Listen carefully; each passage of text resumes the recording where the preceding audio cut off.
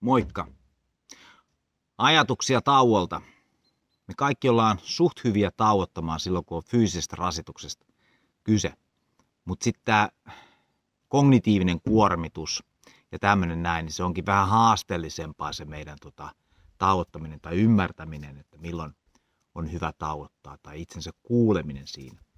Toinen asia on siinä, että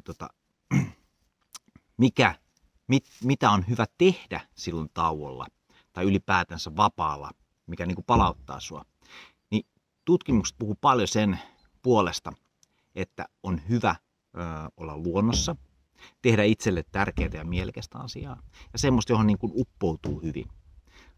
Mulla on tämmöistä pientä tekemistä tässä näin, kääntäisi tuohon suuntaan, niin tuolla taustalla näkyy. Tää on tämmöistä näin viikonloppu, pientä puuhastelua, josta mä dikkaan ja ajatuksen taatusti jossain muussa kuin työssä. Koita löytää itselle semmonen hyvä setti kanssa. Moi!